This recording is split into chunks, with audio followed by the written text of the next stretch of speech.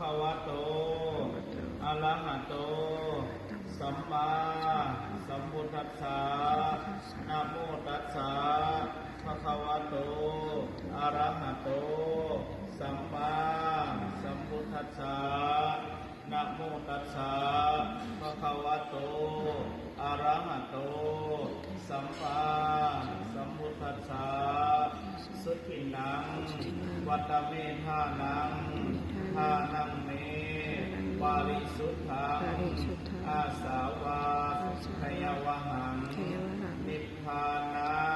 สัมปตังโหตุทุติยัมปิสุขินังวัตเมธานังทานังเมปาริสุทธังอาสาวะ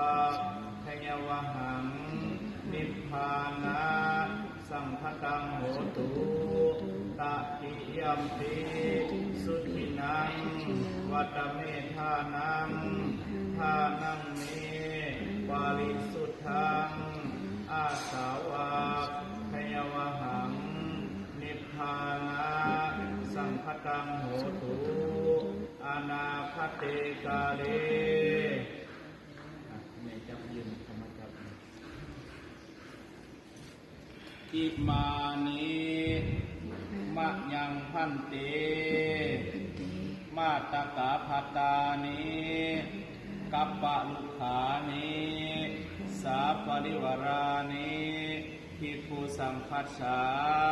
โอโนสยามะสาธุโนพันเตภิกขุสังโฆอิมานิมะยังพันเตมาตกาภัตตานิ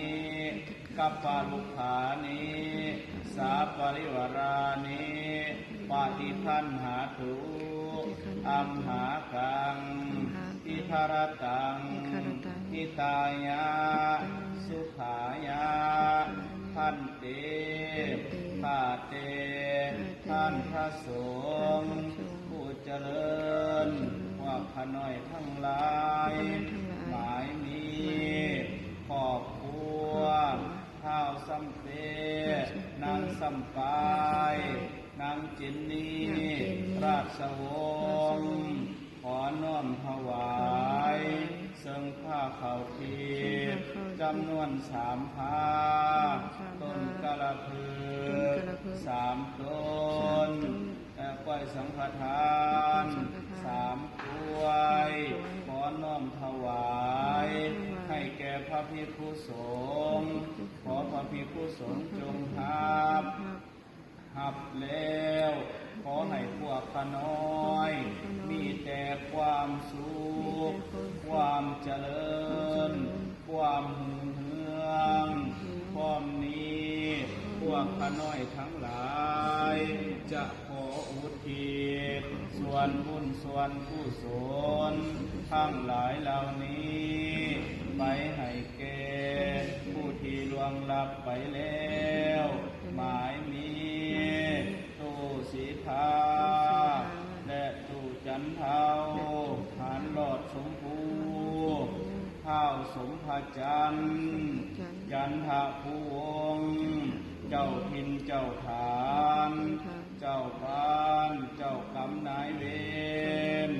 ของพวกข้าน้อยทั้งหลายเทวดาที่หักสมหักษายังครอบครัวของพวกข้าน้อยจงพร้อมกันมาอนุโมทนาส่วนบุญส่วนกุศลในครั้งนี้ด้วยเถิดหากทุกข์ขอให้บุญกุศลทั้งหลายเหล่านี้ไปคำไปสู่ให้พ้นจากทุกข์ถ้าถึงสุขแล้วขอให้สุขยิ่งขึ้นไปจนตราบต่อเท่าเข้าสู่พระนิพพานในอนาคตการเบื้องหน้าผุนเทินสาธุสาธุสาธุอนุโมทามิ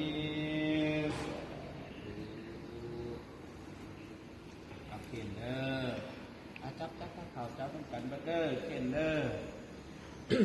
ปิมังมตกะพัตตานิกปารุขานิอัฏฐปิณฑรานิอธิฐานิทุติปิมังมตกะพัตตานิกปารุขานิอัฏฐปิณฑรานิอธิฐานิกาติปิมังมตกะพัตตานิกปารุขานิอัฏฐปิณฑรานิอธิฐานิ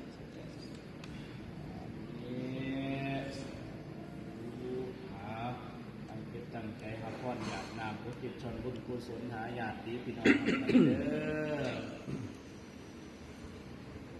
อยะถาวะเลวะหาปุราปาลิปุเรนติสักการังเอวเมวะอิโตทินังเปตานังอุปกปปติอิจิตังมณิตังตุมหังคิปะเมวะสมิงสันโดสัพเพปุเรนโตสังกปปังจันโดปรณสโสยถามณิโสติระโสยถาสัพพิติโยเววะสันโดสัพพะโลกเวนัสสันโตมาเตภวรวันตารายสุขิริขายุโกภวะอภิวาทานัสสินิสานิจังวุฒาปัญจานิโนจัตตารโลภามวัตันติอายุวันโนสุขังภาลังญาตินามเด้ออานาสิเมยกาสิเมยติมิตังสัพพะจะเมเปตานังตะกินังสัทธาภุเพกตามโนสารังนาเอนุญญังวโสกุวายวัญญาปาริเทวานันตัมเปตานามัตยาเอวังดิดันติยาจโยวายัญจตุระกินาเดนะสังฆมิสุปฏิทิตามเตตารันตังนิดายังสัตตานังสุปกัปปติโสยาติธรรมโมจายังนิดัสสิโตเปตานัมปุสาจักตาอุลาลาภลังจาภิกขุนามานุปานดินังตุเมปุญญปัสสุตังอนาปะกันติสัพเพสัตตาละอันตุสัพเพสัตตาปัญญาปัจจาอันตุสัพเพสัตตานิกาอันตุสัพเพสัตตาสุขีอัตตังบริหารันตุสุขีสุขีสาธุขอบคุณพระพุทธคุณพระธรรมคุณพระสงฆ์และสิ่งศักดิ์สิทธิ์ทั้งหลาย16สัมภาสิบห้าสันติ14สัมปทานจงนำเอาข่าวสารบุญกุศลจงประกอบไปอย่างที่พี่น้องครอบครัวมาเอาปัญญาพร้อมมาเอาพรและพัฒนาชมบุญกุศลในทางนี้เกิดขึ้นเป็นสุขส